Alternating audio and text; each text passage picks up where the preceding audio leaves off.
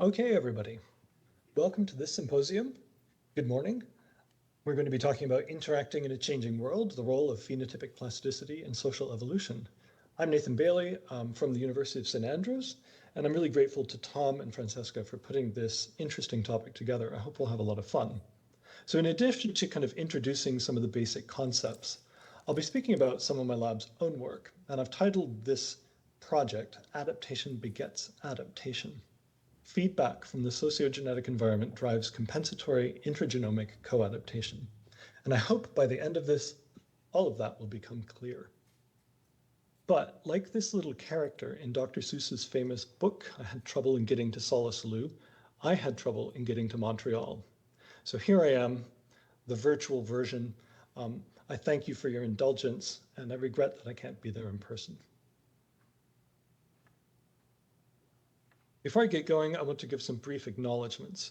There are many people who contribute to the work that I'll be talking about today, in addition to other work.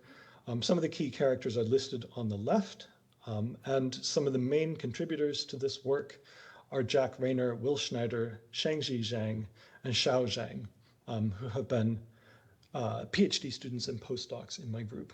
Thanks also to the BBSRC, the Darwin Tree of Life Project, and NERC for funding my research. So, social environments, what are they and why do they matter? One of the things we've begun to appreciate is the extent to which social environments matter for organisms that are not traditionally considered to be particularly social, such as insects. But we know in a variety of organisms that the constitution, the frequency of contact with conspecifics, and the nature of that contact can have a big impact on the expression of traits and subsequent evolutionary processes. And if we go back to our book, we can see that our main character here is struggling with his social environment. And one of the things that animals can do to cope with this is to migrate, but often it forms a sort of selection pressure that we'll be talking about. I recently worked with colleague Reuven Dukas at McMaster University on a review of the development of social expertise. And this is just one way in which animals respond to their social environment. So Reuven and I were interested in the development of social expertise, that is the cumulative acquisition of better ability or optimal trait expression in social circumstances as a result of kind of long-term iterative learning. And there is some evidence for this. In song sparrows, males strengthen their aggressive responses to more territorial neighbors.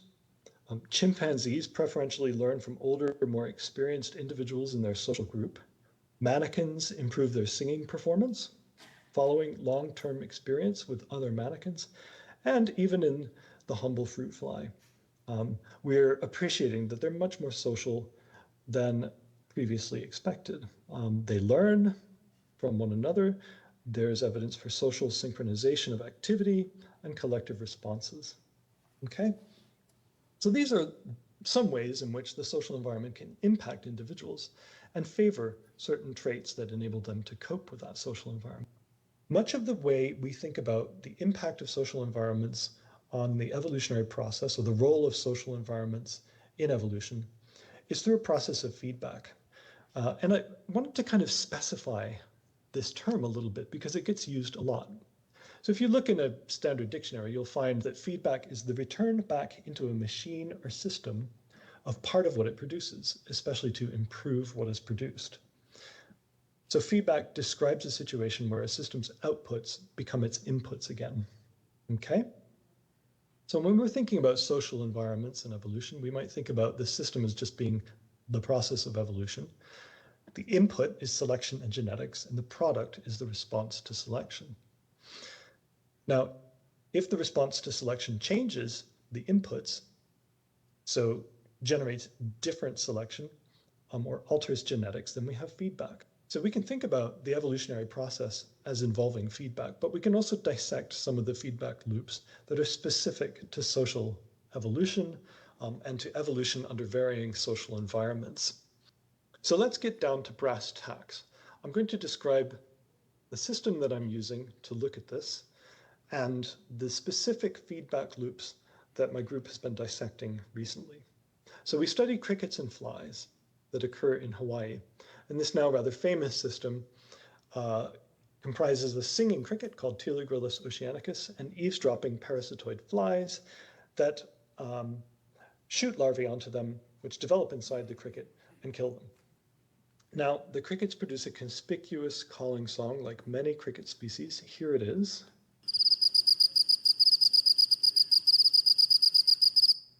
This is a loud, long-range, diffuse signal that male crickets use to attract females for mating. So it's really important. However, this eavesdropping fly listens to the song of singing males, and it homes in on them in order to attack them with its larvae. Now, in Hawaii, my colleagues discovered several decades ago that some populations contain males with a mutation that eliminates those signals. And what you can see here is a female wing. So females are relatively undifferentiated. You can see a male wing with resonating structures that are fully developed. And you can see what we call a flat wing. So these flat wing males have dramatically reduced resonating structures. And in some cases, it's very hard to tell if they are even male or not, just by looking at their wings. So they still elevate their wings, they still try to sing, they produce no sound. Now, this is obviously a huge interruption of the dominant and mate communication system. And if you think like a cricket, it's dark outside, okay? They're active at night. They don't use long-range pheromones. They tend to be spaced fairly far apart in the field, a meter or more. Your only kind of source of social information, or at least your dominant source of social information, is the acoustic environment that you can perceive around you. If you're a male, that gives you information about potential rivals. If you're a female, it gives you information about potentially sexually receptive males with whom you might mate.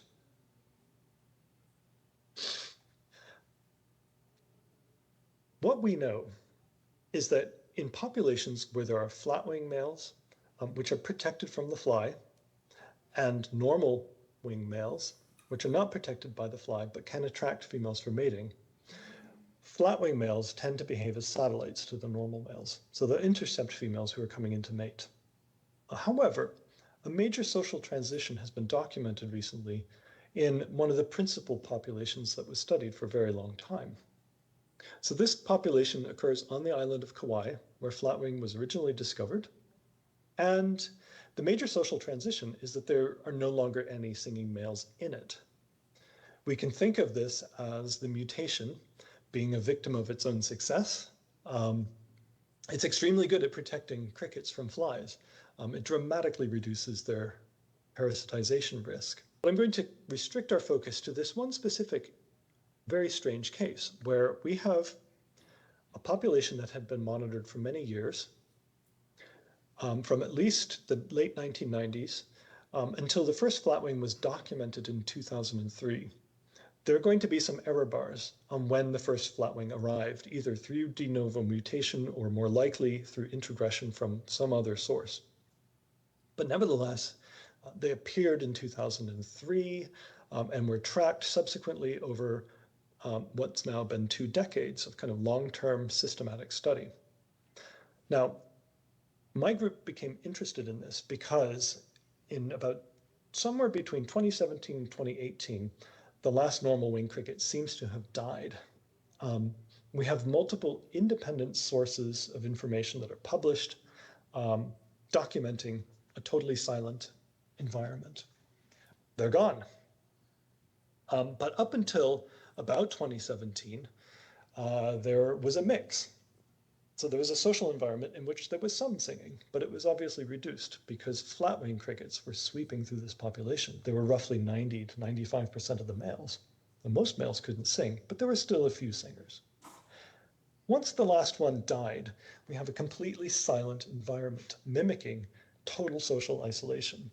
This is a radical shift in a population of a species that relies on acoustic communication for so many different kind of social and other functions.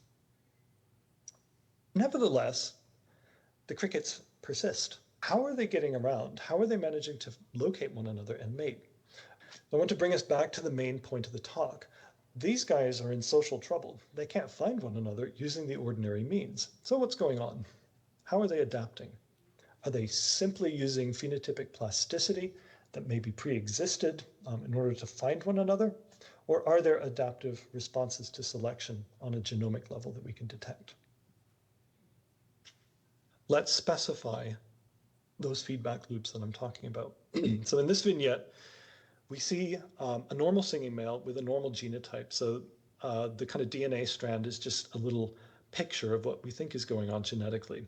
So we know this mutation is on the X, and they're getting attacked by flies and dying, so this is really strong selection. And then boom, all of a sudden, flatwing appears. Introgression, de novo mutation, we haven't worked that out yet. So the mutation is that little red star. I'll step you through the consequences of this mutation. So number one, there are some direct adaptive effects. Males who carry this mutation are silent and they're protected from parasitoids. That's great, that's easy. This seems to have incurred a selective sweep in the population in which flanking regions of that mutation are hitchhiking along. So it's a really strong sweep. Number two, we've now detected some direct deleterious effects, or what we think may be deleterious effects. So these are likely to be pleiotropic consequences of the mutation itself, or associated consequences of alleles in the flanking region. One example is that males have feminized cuticular hydrocarbons. So these are surface molecules that are important in contact and detecting the sex of interacting individuals. Now, what's of particular interest here is a more indirect feedback loop, which occurs because of indirect social effects, namely the elimination of the communication system in this species, the dominant communication system. So what this diagram is showing is a little cricket who's confused because he's not perceiving there to be any sound in the environment, and yet there are loads of other individuals in the environment.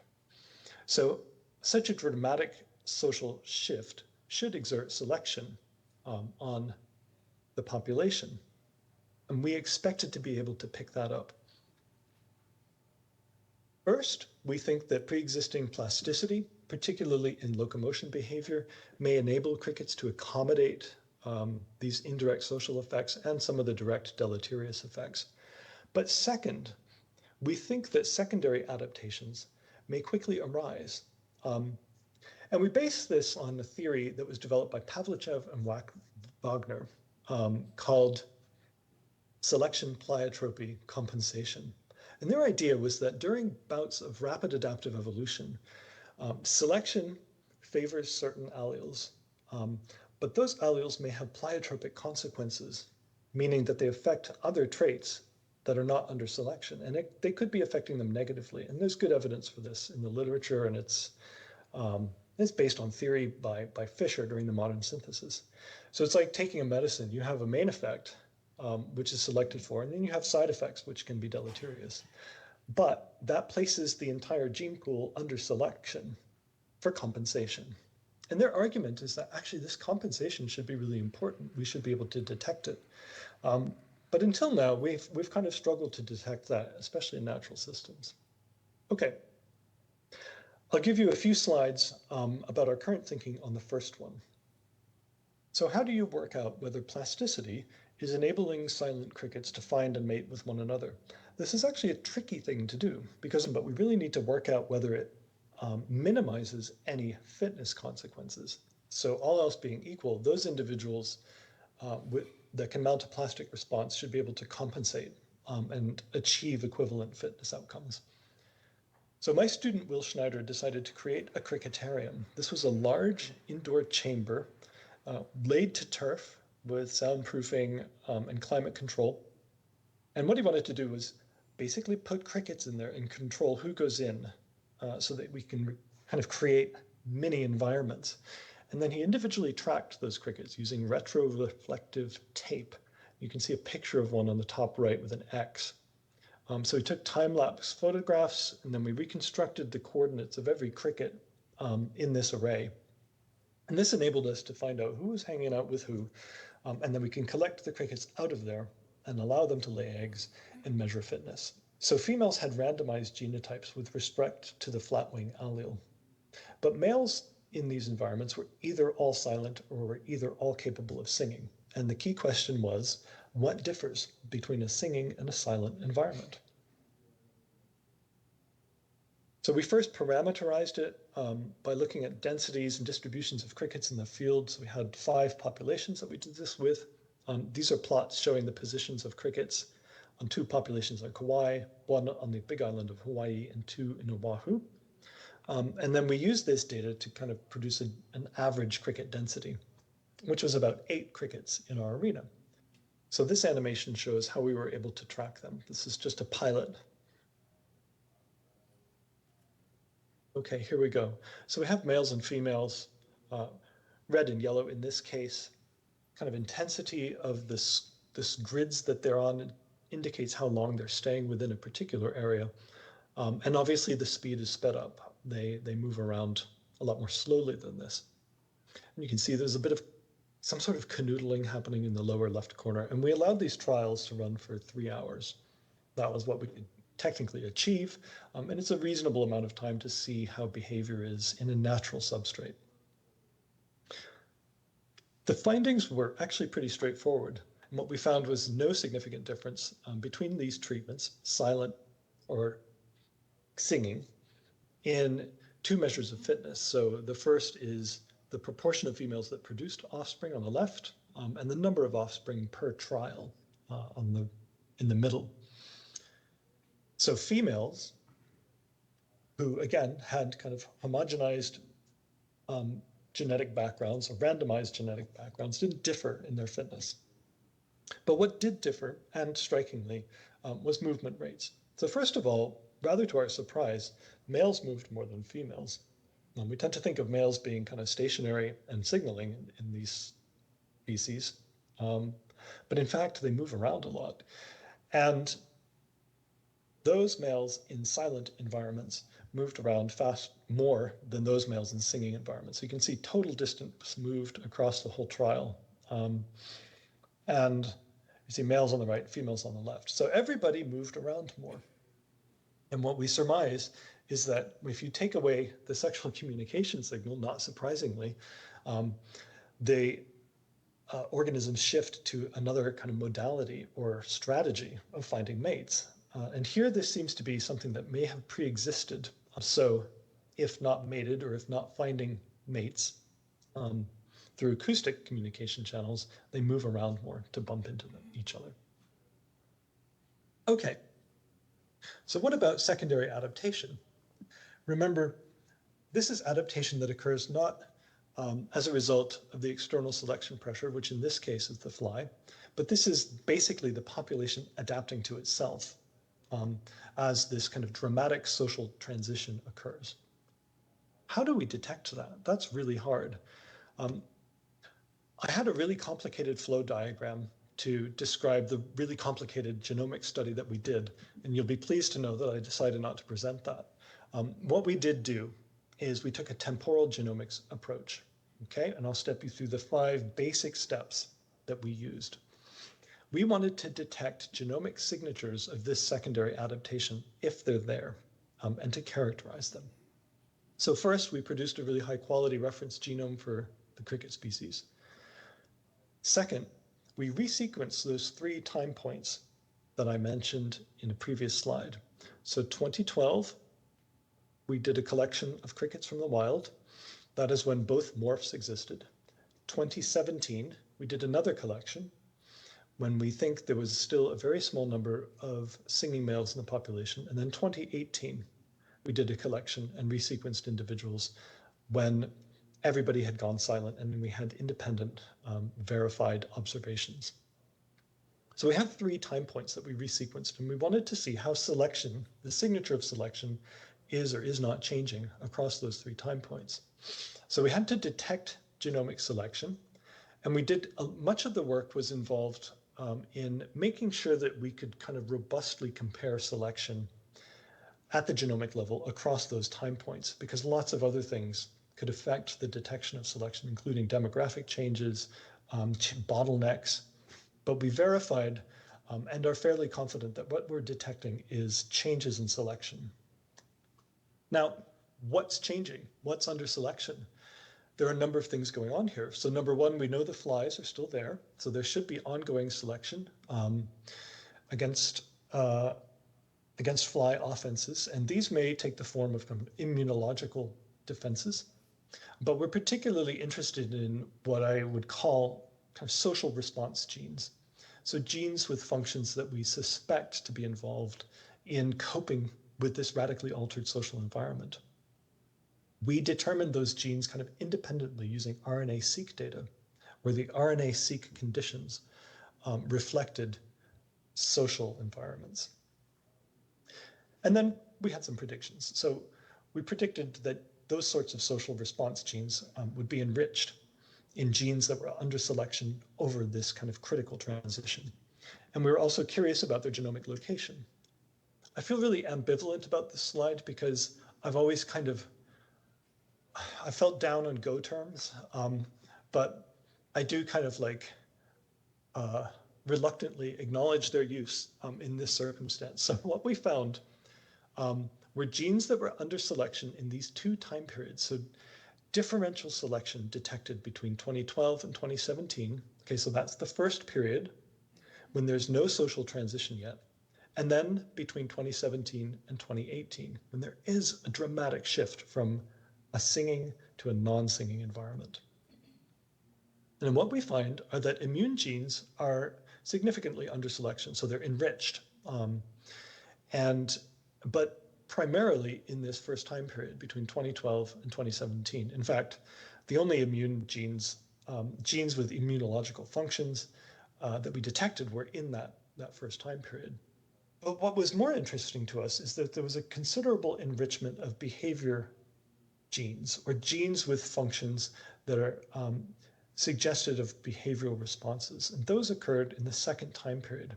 So it appears that the kind of form of selection shifted once the social environment was obliterated by the loss of the last singing male. And those genes that we're kind of loosely calling behavioral, this gene set includes those with functions in locomotion, muscles, hormones, and signaling pathways. Now here's a gene that we suspect to be involved in secondary adaptation to the reduced acoustic signal in the silent environment. So in the middle panel, you can see RNA-seq data. This gene, RGRF2, is significantly decreased in an environment that's silent. So these are laboratory experiments that we did. We found that this gene is downregulated in a silent environment. And between the period 2012 and 2017, when there are still some singing crickets in the population, we find that this gene is under significant genomic selection pressure. Okay, and here's an example of a gene which was under selection between the period 2017 and 2018, so straddling this transition to a total absence of song. It is also downregulated in a silent acoustic environment, and there's a significant signature of selection upon it between these time periods. What this gene is functionally annotated for, it has a role in locomotion and musculature. Now, our second question was, where are these genes? Okay, so we did find genome-wide signatures of secondary adaptation. There was no particular pattern. They weren't particularly enriched, say, on the X chromosome or on any particular autosome. And this is consistent with the idea that the entire genome is under selection. Many traits are going to contribute to adapting to a silent environment. But secondly, we also found selected genes in the flanking regions that are hitchhiking with flatwing. And that big peak there shows the genome-wide association signature for the flatwing phenotype in Kauai. Now, if you zoom in a little bit in this region, without going into the gory details, what you can see in this figure is a big block of red between these three different time points, which are kind of in rows. And what that big block of red is showing is allele sharing. So there's largely one giant haplotype block that's segregating with whatever the flatwing mutation is under selection. And this makes sense. It's a rapid recent selective sweep. But hitchhiking along in this region are a number of genes, and you can see them labeled below. And I'm not going to go into the gory details of their annotations, but they do have functions that are consistent with some of the associated effects that we find with flatwing. And some of those associated effects involve phenotypic plasticity. Okay, so it is possible that there is a genetic difference in phenotypic plasticity of flatwing versus normal wing crickets. So we have both things going on. There could be pre-existing plastic responses to the social environment that permit adaptive evolution to occur more readily because they mitigate the negative impacts of flatwing. Or there could be selection for greater plasticity or plasticity to different cues. Or, as may be suggested by this data, there could be a genetic association between plasticity and the adaptive phenotype whose indirect effects it's mitigating. This is a process that I have called social drive. And what this is the co-occurrence or the genetic correlation of adaptations under selection and traits that kind of minimize the negative social effects of those adaptations. So another way of thinking about this is that adaptations and the secondary adaptations, when they co-occur together, can drive extremely rapid evolution.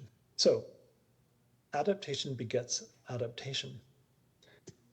Novel adaptations can alter social environments. And I'm sure that many of us can think about cases where this is true, even if it's not a social communication signal that's involved.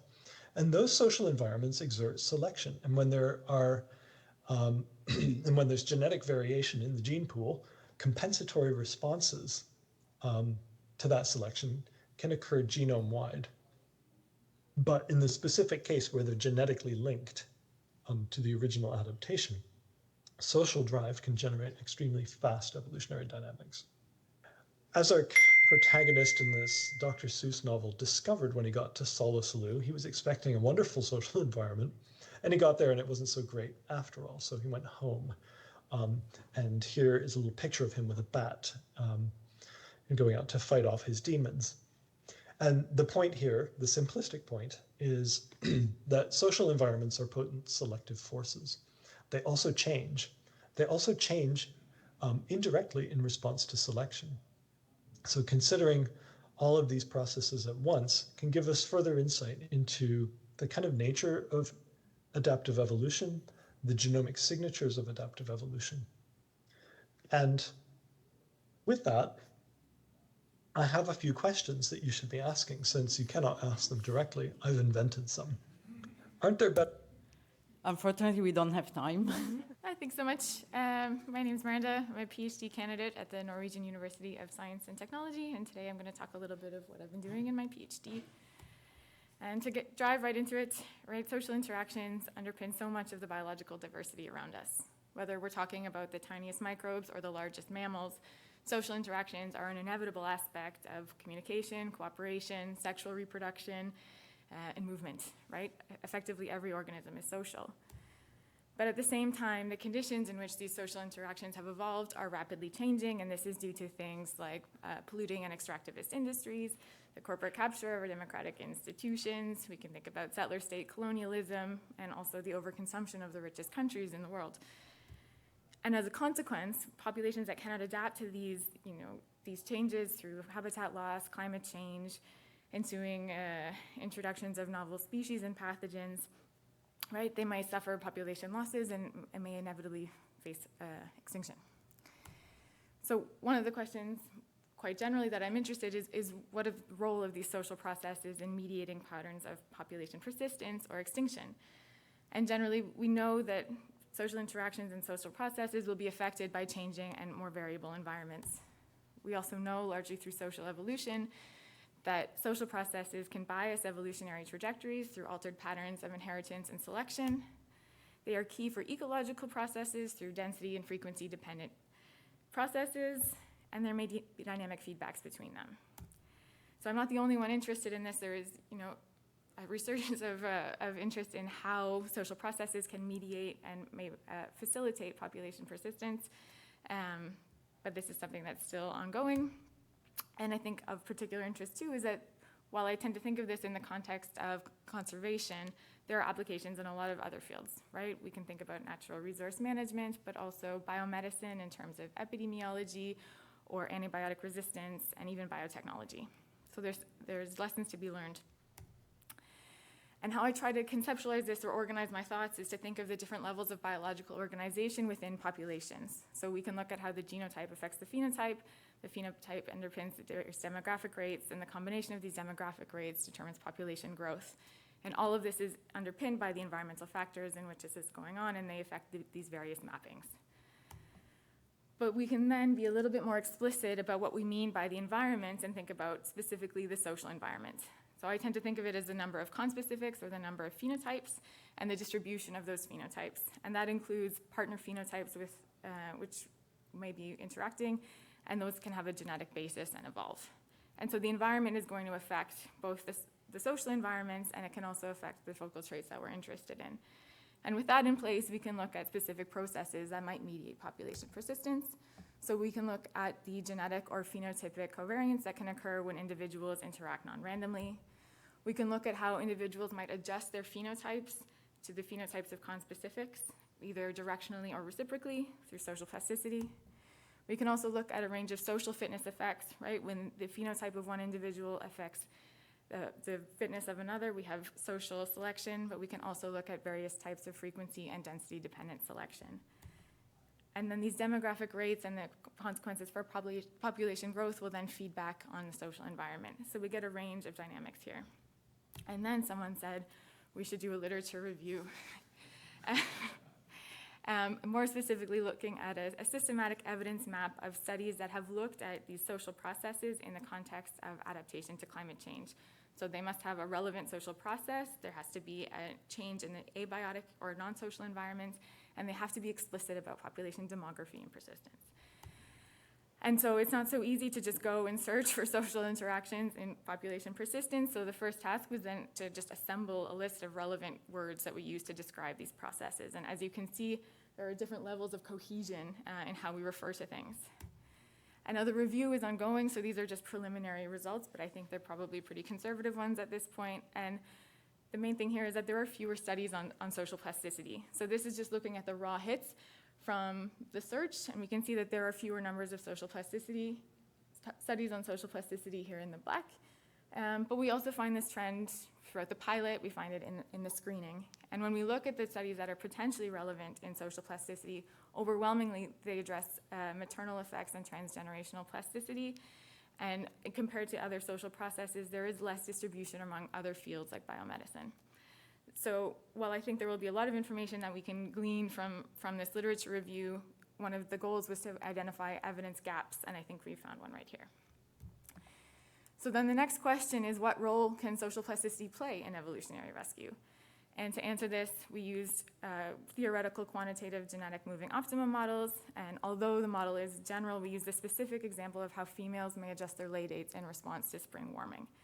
And so the overarching framework of how these moving optimum models work is we have a heritable trait, this is the female's lay date, and then there is an ecological optimum.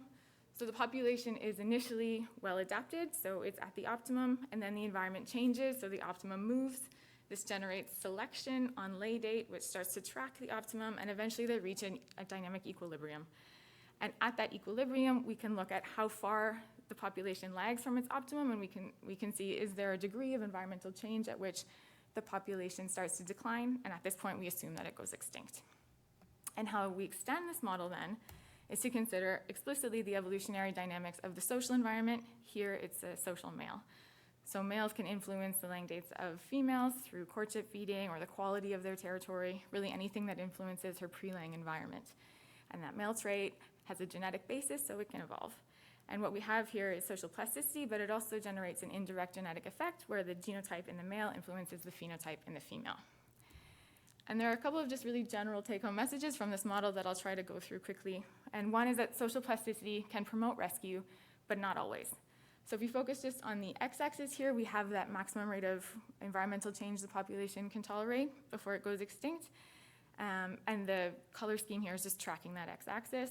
The blue dashed line, that is the reference prediction when we don't account for social plasticity. And then these are simulations using a combination of empirical data published in the literature and simulated data from 3 wild bird populations. So on the left side, social plasticity is in the opposite direction that the optimum is moving, and we can see that we get a more pessimistic prediction in all the parameter space that we explore. In the middle panel, social plasticity is going in the direction of the moving optimum, and so rather intuitively, it seems to help. We get a more optimistic prediction, sometimes by a little bit in these like purpley pink areas, and sometimes by a lot in these yellow ones. And then when we look to the rightmost panel, we see social plasticity is again in the direction of the moving optimum, and there are situations where it helps, but not always. And that's because in this case, evolution of the male trait is causing females to lay maladaptively early. So I kind of think about this as maybe like a Goldilocks effect, where in some cases you're laying too early, some cases too late, and sometimes it's just right. And to understand a bit of why that is, it's point 2, that our predictions depend on the evolutionary dynamics of both traits. Or to put it another way, we cannot simply look at the degree and the direction of social plasticity or indirect genetic effects and be able to understand what's going to happen in the context of a moving optimum. We really need to understand the evolutionary dynamics, especially of the social environment. And that's the y-axis here. So we have the rate of change of the male optimum, and it's centered on the female optimum. So when it's 0 in the middle, both the male and female optimum are moving at the same rate. At the top here, the male optimum is moving slower than the female optimum, and towards the bottom, male optima are moving faster. And so for a given degree of social plasticity, whichever panel you're looking at, maybe not so the leftmost, but whichever panel you're looking at, the prediction is going to depend on what scenario is on the y-axis. And then the third insight from this model, I think, is that dynamics become much more complicated if you consider that the traits involved in sexual interactions may be genetically correlated. So when we account for the genetic correlation, we get maybe some non-intuitive results. If the genetic correlation and social plasticity are in opposite directions, what can happen is they may mask each other. So you might find that the prediction doesn't change at all, or it may actually be in the opposite direction. If genetic correlations are positive, which is the scenarios that I've considered here, what we see is that the predictions start to shift. And when we go to the strongest case with the strong positive genetic correlation on the right, it doesn't really resemble what's going on the left. And that's because the genetic correlation will reduce the amount of sex-independent genetic variation available to the population. It's not always a bad thing. We do see some optimistic predictions, but basically what happens is if social plasticity and the genetic correlation can get females closer to the optimum, that's great. That's what's happening in the yellow part. But if they're away from the optimum, they sort of fall faster because they don't have as much genetic variation they would if they were not correlated. And so there's a lot of other nuance that we can talk about related to this model that I have not gone into. So I will just say that, one, there's the paper, but if you're more into playing around with things, there's also a Shiny app where you can go and play around with the parameters and explore that a little bit more. And I will just kind of end with a bit of an open question. One of the things that I started to think about as I was going through this model was how we think about sexual interactions in changing environments more generally. And I started to think about it as a spectrum. So we think on one end we have the cross-sex genetic correlation, which could be the potential for intralocus sexual conflict. And on the other end we have social plasticity, which could be the potential for interlocus sexual conflict. Then probably most populations are somewhere in between. But in the context of changing environments, we tend not to think about these two together. One, because it's complicated, and two, maybe we're not so interested. But when we think about sort of the basic equation for indirect genetic effects and predicting consequences of social plasticity, maybe it does matter. So just to go through this equation quite briefly, I'm assuming there are two traits, and I'm looking at the predicted rate of change of the female trait from one generation to the next. And so the first composite term there is just the selection on the female trait acting on the direct additive genetic variance on the female trait. And the second term is the effect of selection on the male trait, the correlated response that it has. The third term is the selection on the male trait that's driving changes in the female trait due to social plasticity. And then this last term I think of as a bit of an interaction between these two levels, where anytime traits that are involved in social plasticity, when they're genetically correlated, selection on the female trait is going to have a correlated response on her social environment that she's then responding to plastically. So the question that I have is, does this matter? Is this a helpful way to think about interlocus and interlocus sexual conflict on these different levels? And in what scenarios would it make a difference adding this into our predictions? And so I will leave it at that. And I would like to give a big thanks to my research group, my lab mate Tuud, co-supervisor John, and my supervisor Yimin, and also thanks for the funding.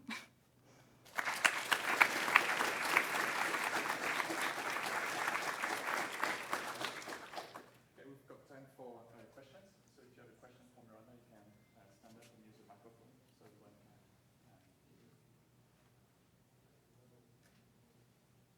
We can start with one quick question. So I was interested in social selection. Is it something that would matter for your predictions, something you can account for in your model as well? With the fact that the environment or the direction and of selection can change due to a change in the social composition in the population? Yeah, I think it's something that I would like to incorporate in the model, like in terms of evolutionary rescue.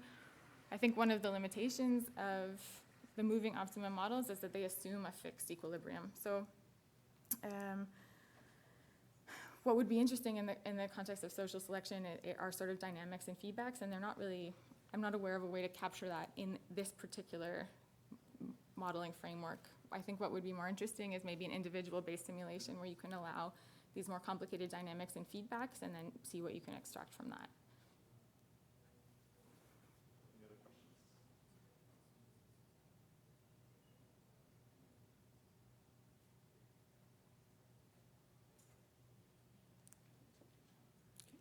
If not, we'll move on to the next one. Thanks again. Thanks very much, Tom. I want to talk to you today about the evolution of social traits modeled in a systematic actor-centered way. This is based on joint work with my collaborator Tom Scott from the University of St. Andrews. I'm Geoff Wild, and I just want to acknowledge before I get going that I am today a visitor on to the unceded lands of the Kanien'kehá:ka of the Haudenosaunee Confederacy. When we're discussing the evolution of social traits at an individual level, it's typical to adopt one of two basic perspectives. We can either adopt the perspective of the actor or the perspective of the recipient. The actor is the individual who displays the social behavior in question. The recipient is the individual who is on the receiving end of the behavior. From a mathematical perspective, it's often much more convenient to frame your model from the recipient's perspective. From a biological perspective, though, it's often more important to frame your conclusions or your model predictions from the actor's perspective.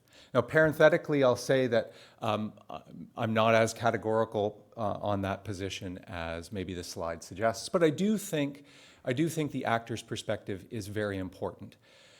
To give you a sense of why I think that, consider the evolution of altruism, or trying to understand the adaptive significance of altruism.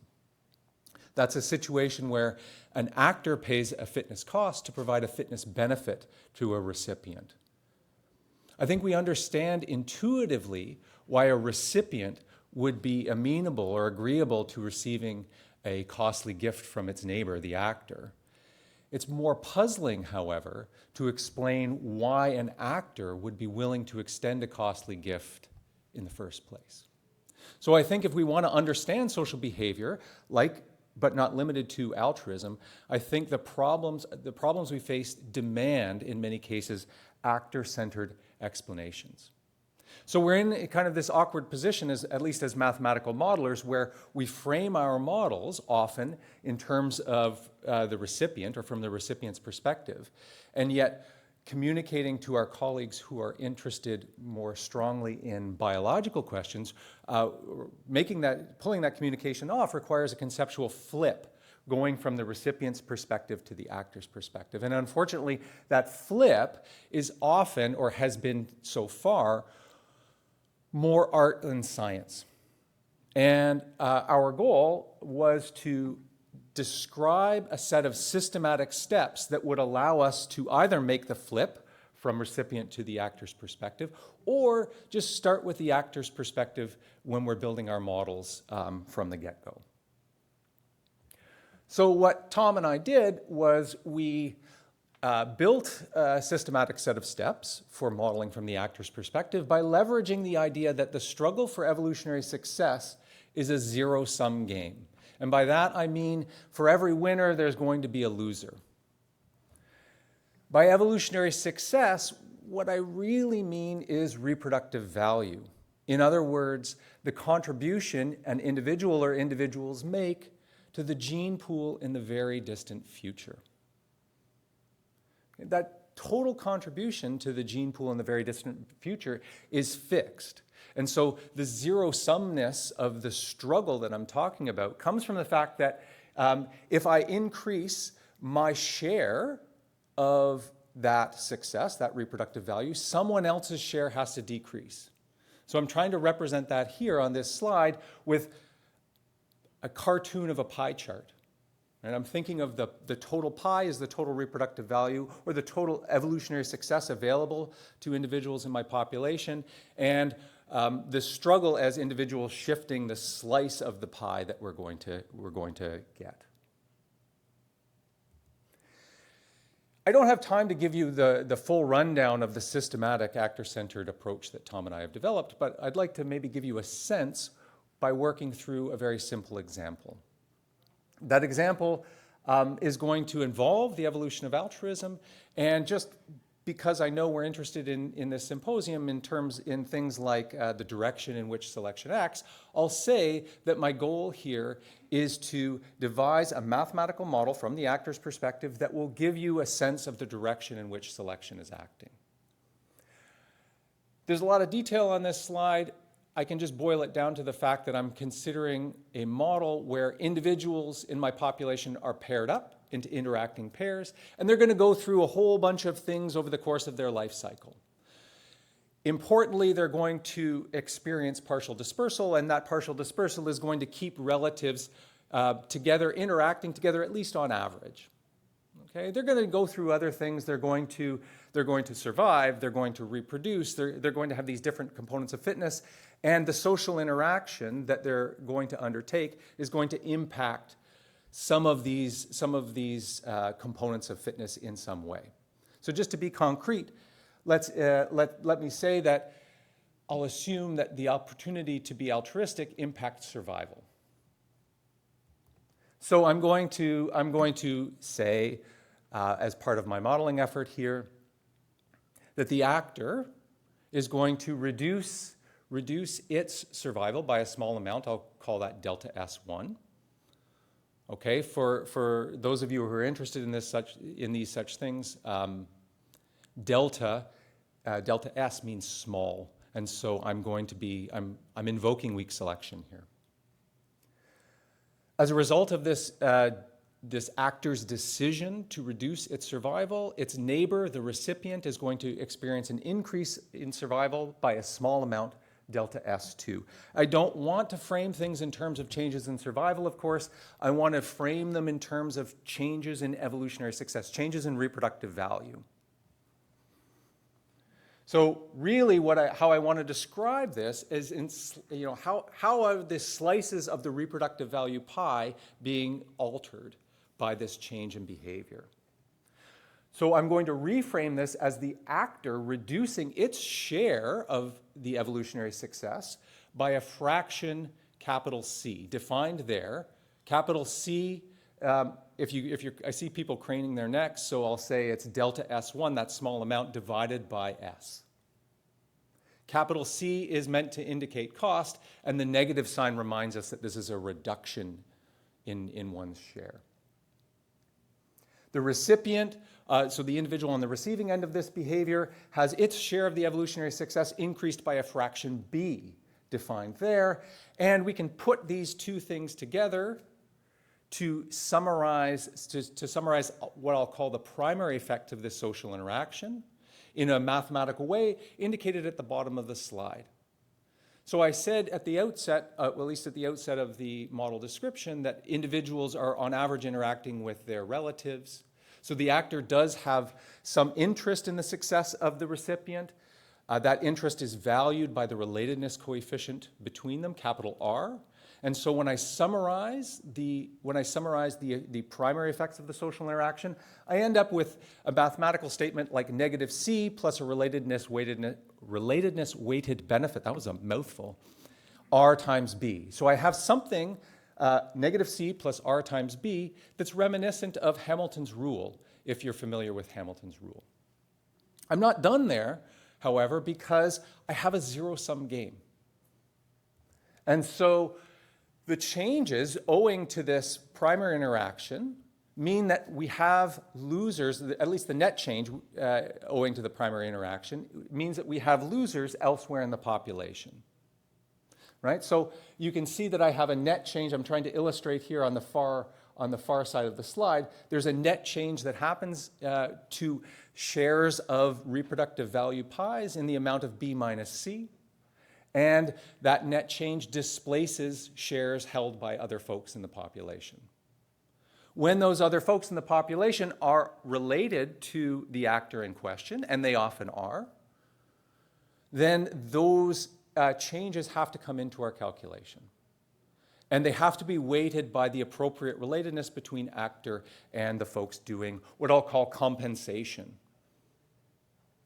I have a complicated highlighted expression involving a parameter M and a capital R. Really, folks, that's just another way of describing the relatedness between the actor and those individuals compensating for the changes in the slices of the pie that have been changed by the primary interaction. The parameter M, in case you're interested, it reflects migration, and so you can see perhaps that migration is going to impact the relatedness among individuals as well. So I have an expression. This is a bona fide mathematical model framed in terms of the actor's perspective, whose sign, SIGN sign, tells us whether selection is acting to increase the tendency towards altruism or decrease tendency towards altruism. And not to put too fine a point on it, but what we have is an expression that allows us to construct a narrative description of model predictions, a narrative focused on the experience of the actor. Okay, so reading left to right, I could imagine the actor thinking to itself, I'm going to pay a cost C to give a benefit B to my relative to whom I am related by a factor R, but there's this knock-on effect that I also have to account for. As a result of our interaction, there has been a net change in evolutionary success in the amount of B minus C, and I have to weight that knock-on effect by my relatedness to those folks who are paying that additional knock-on cost.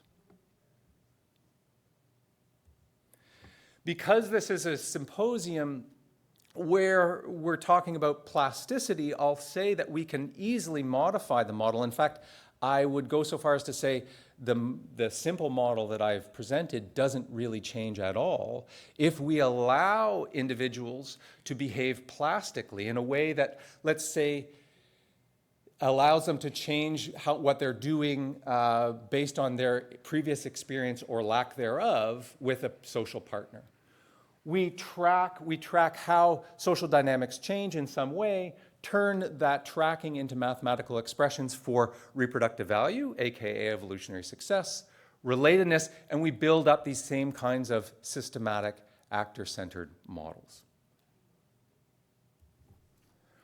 All I'll say at this point is that Tom and I have been able to generalize our approach to include changing population sizes. So if you have some sort of uncertainty in the environment, for example, different categories of individuals. So perhaps you've got small, medium, and large individuals, old individuals, young individuals in the population. You can adapt this appropriately, I guess, adapt this approach to cope with those situations and to deal with situations where fitness effects of social interactions are separated from one another in time. In all cases, we are leveraging the fact that the struggle for evolutionary success is a zero-sum game, and we're doing so to build actor-centered models in a systematic way. So all I'll do is mention at this point that there's a link to our paper if you're interested. I really like the supplementary information. I know folks often overlook that, but please don't in this case. And thanks to funding provided by NERC and NSERC of Canada.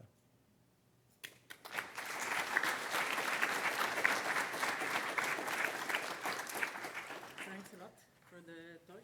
Is there any question for Geoff?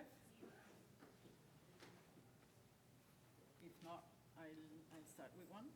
In the model, do you also have the possibility to modulate for the intensity of interactions between different individuals? Okay, so the question is, do we have the ability to modulate in terms of the intensity? So like how often individuals would interact with one another? Yeah, or like neighbors, for example, like some are neighbors, some are farther away. Some are, yeah, we can definitely, so we can actually, I guess, do both, that we could adjust based on or account for different frequencies of interactions, different, say, physical distances. I didn't have a spatially explicit model here, but I know for a fact that we can build in spatially explicit scenarios.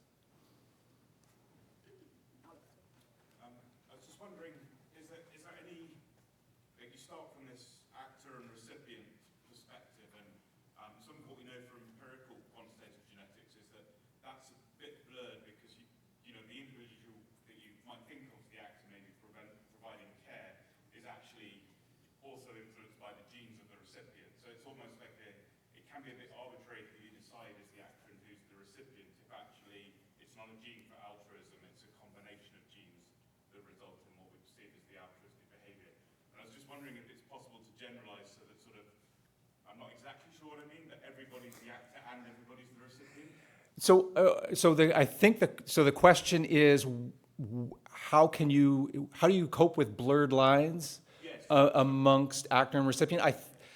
I don't know. I also don't know exactly what you mean, but I can say that in our approach, you can be both actor and recipient at the same time. I am the recipient of my own bad behavior, for example, or good behavior, I guess. Yeah, short of knowing exactly what those, I mean, they sound like interesting details, but I don't know quite how to address that. Thanks. I think we have to move on. Okay, thank you very much. Sure.